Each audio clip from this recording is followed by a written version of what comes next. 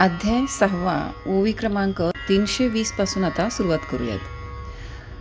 जे उन्मनीयेचे लावण्य, जे तुरियेचे तारुण्य, अनादि जे अगण्य परमतत्व. ते ब्रह्मस्वरूप कसे आहे तर सहज स्थितीचे सौंदर्य आणि समाधी अवस्थेचे तारुण्य होय, आणि ज्याला आदी नाही व जे मापता येत नाही.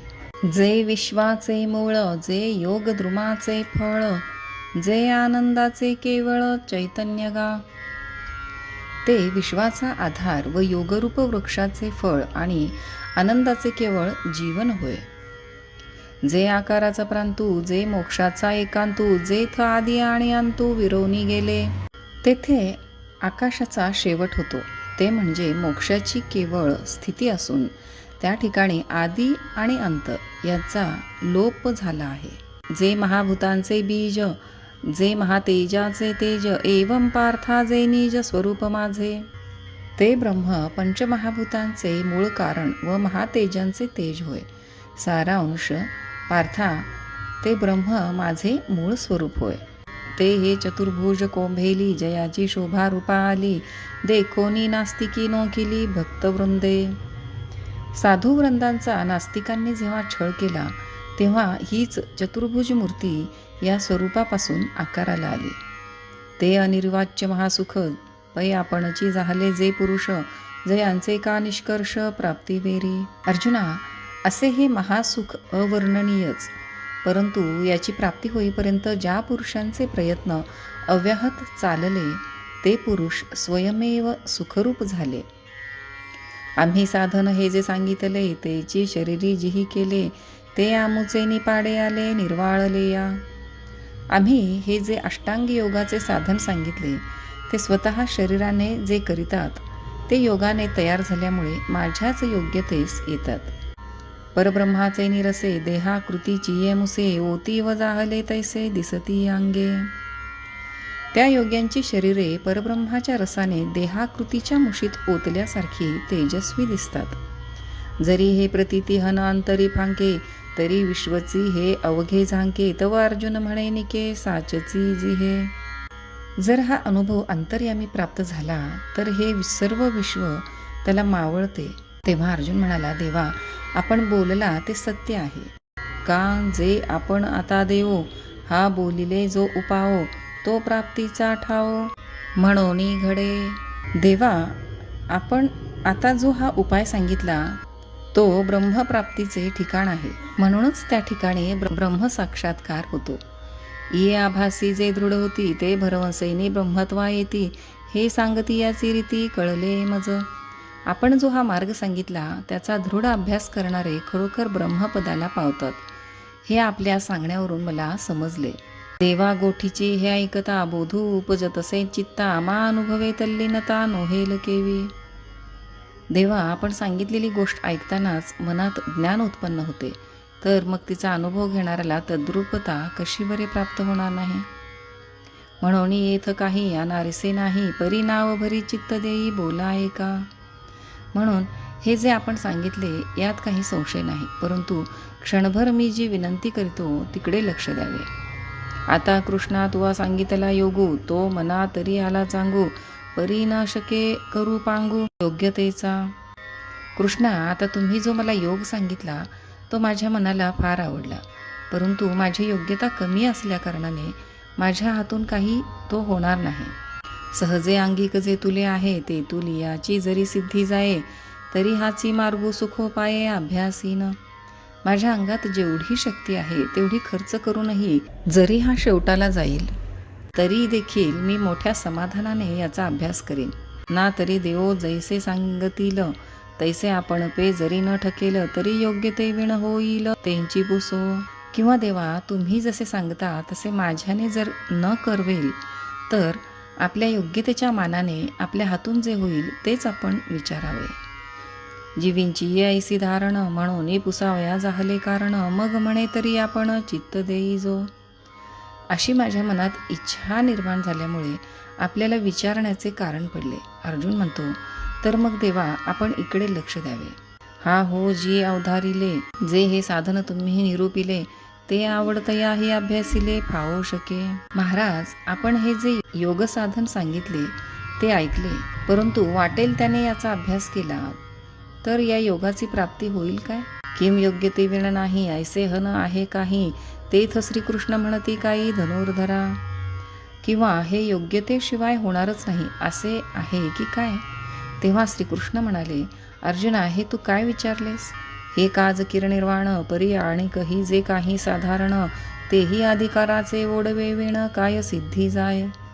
हा योगाभ्यास जर म्हणशील तर खरोखर मोक्ष देणार आहे, पण याशिवाय दुसरी साधारण जरी गोष्ट असली तरी ती सुद्धा अधिकाराच्या योग्यतेशिवाय सिद्धीत जाईल काय? वै योग्यता जे म्हणिजे ते प्राप्तीचे अधीन जाणीजे, का जे योग्य होऊन की जे ते आरंभिले फळे. परंतु योग्यता म्हणून जिला म्हणतात ती प्राप्तीचे पूर्वी समजत नाही, कारण अधिकारी होऊन आरंभिलेले काम तत्काळ फलद्रूप होते. तरी तैसी येथ काही सावियाची केणी नाही आणि योग्यतेची काही खाणी असे. तरी या ठिकाणी खरोखर तशी काही अडचण नाही. आणि दुसरे असे पहा की योग्यतेची एखादी खाण आहे की काय? नावे कविरक्तू जाहला देह धर्मिनी येतो, तरी तोची नव्हे व्यवस्थितू अधिकारिया. जो थोडासा विरक्त होऊन देहाच्या धर्मांचे व्यवस्थित नियमन करणारा असेल तो सुद्धा अधिकारी होणार नाही काय? इतुला लिये आईणे माझी वडे, योग्यपण तू तेही जोडे, ऐसे प्रसंगे सांकडे फेडिले तयाचे. अशा युक्तीने इतकी योग्यता तुझे ठिकाणीही आहे. याप्रमाणे अर्जुनाचे त्या समयाला संकट फेडले. मग म्हणे पार्था, ते हे ऐसी व्यवस्था अनियतासी सर्वथा योग्यता नाही. मग श्रीकृष्ण म्हणाले, पार्था, या योग्य प्राप्तीची अशी व्यवस्था आहे, परंतु अव्यवस्थित मनुष्याला त्याची प्राप्ती होण्याचा कधीही संभव नाही. श्लोक 16. नात्यश्नतस्तु योगोस्ति न चैकांत मनश्नतः न चाति स्वप्नशीलस्य जाग्रतो नैव चार्जुन. अर्थात, पण जितके हवे त्याहून अधिक अन्न खाणाऱ्या पुरुषाला ध्यान, चित्तवृत्तीचा निरोध, योगाभ्यास होत नाही, व अगदी मुळीच अन्न न खाणाऱ्या पुरुषालाही योग करता येत नाही. फार निजण्याचे ज्याचे शील आहे त्याला योगाभ्यास करता येत नाही, व हे अर्जुना, अतिशय जागणाऱ्या पुरुषालाही योग घडत नाही. जो रसनेंद्रियाचा अंकिला का निद्रेसी जीवे विकला, तो नाहीच इथ म्हणितला अधिकारिया. जो रसनेच्या अंकित झाला किंवा सर्वथैव झोपेच्या अधीन झाला तो या योगाचा अधिकारी म्हटला जात नाही. अथवा अग्रहाचिये बांधोडी, क्षुधा तृषा कोंडी, आहाराते तोडी मारोनिया.